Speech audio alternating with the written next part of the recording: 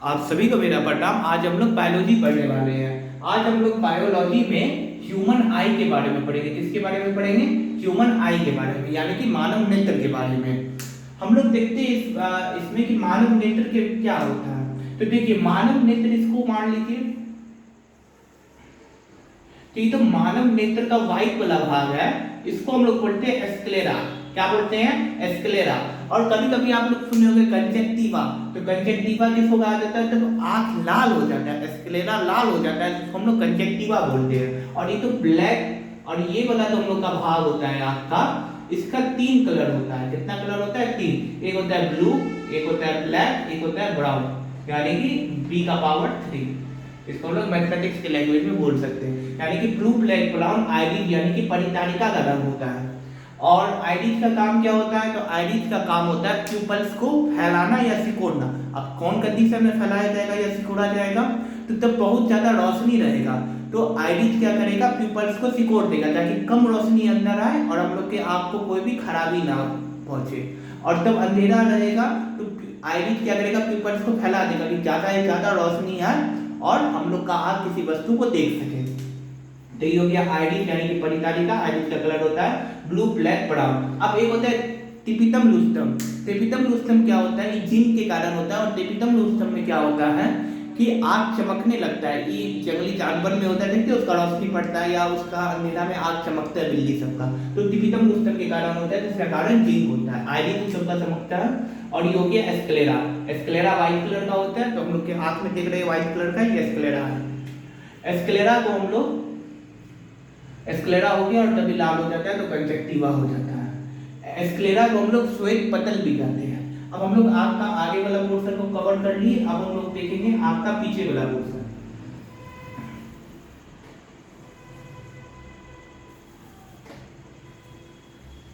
तो ये हो गया आंख। तुम लोग आंख का आगे वाला पोर्शन को देख लिए, ये हो गया आइरिस, ये हो गया प्यूपल। अब आंख के पीछे में होता है उत्तर लेंस। कौन सा लेंस? उत्तर लेंस होता है। हम लोग के मानव के नेत्र में उत्तर लेंस होता है। और उत्तर लेंस के दोनों तरफ 3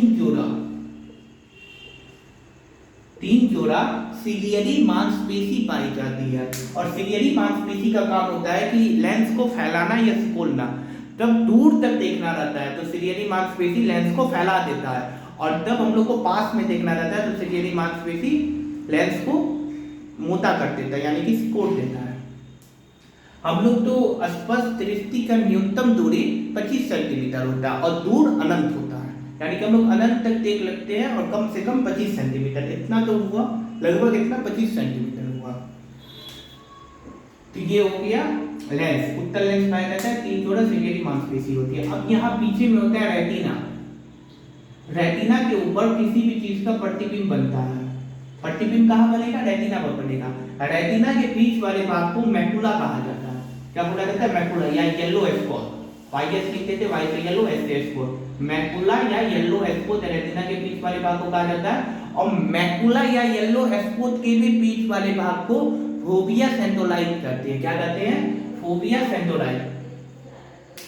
तो ये हो गया रेटिना। अब रेटिना के पीछे एक होता है ब्लाइंड स्पॉट, जहां से ऑप्टिकल नस, कौन नस? ऑप्टिकल नस कनेक्ट होता है रेटिना से, यानी कि जुड़ता है, वहां पर ब्लाइंड स्पॉट होता है। ब्लाइंड स्पॉट पर कोई वस्तु रहता है तो हम लोग को अच्छा से दिखाई नहीं पड़ता है, अच्छा से क्या बिल्कुल दिखाई नहीं पड़ता। ब्लाइंड स्पॉट क्या हुआ? जैसे कि मान के चलिए ये आपका स्विच बोर्ड है, तो इस दीवार का कोई ना कोई जगह को तो एक्वायर करेगा, छेकेगा। तो ये तो जो जगह को छेका वो हो गया येलो, ये हो गया ब्लाइंड स्पॉट। जैसे बोर्ड दीवार के कुछ एरिया को कवर कर लिया, तो ये एरिया क्या हुआ दीवार के लिए? ब्लाइंड स्पॉट, जहाँ से दिखाई नहीं पड़ेगा। तो ये हो गया ब्लाइंड स्पॉट। बीच वाले भाग को, रेटिना के बीच वाले भाग को मैकुला यानी कि येलो स्पॉट कहा गया, और मैकुला के बीच वाले भाग को फोविया सेंटोलाइट कहा गया। और ये हो गया हम लोग का ऑप्टिकल नस। ऑप्टिकल नस में 2 प्रकार के नस होते हैं, एक होता है कोन और एक होता है रॉड। ठीक है, कोन का काम होता है कलर को देखना और रॉड का काम होता है अंधेरा में देखना।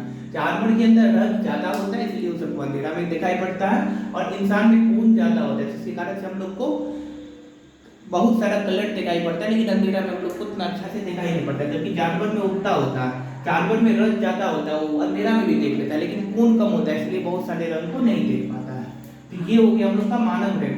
मानव नेत्र जो झिल्ली से घिरी हुई रहती है यानी कि मेम्ब्रेन से, उसको कॉर्निया कहा जाता है। क्या कहा जाता है?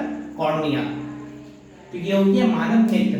अब मानव नेत्र में एक होता है दूर दृष्टि दोष और एक होता है निकट दृष्टि दोष। तो दूर दृष्टि दोष के लिए उत्तल लेंस का प्रयोग किया जाता है और निकट दृष्टि दोष के लिए अवतल लेंस का प्रयोग किया जाता है। यानी कि दूर दृष्टि दोष उत्तल लेंस और निकट दृष्टि दोष अवतल लेंस का प्रयोग किया जाता है। तो ये हो गया पूरा मानव नेत्र के बारे में, और इसकी आगे का क्लास हम लोग कल करेंगे। तब तक के लिए जय हिंद, धन्यवाद।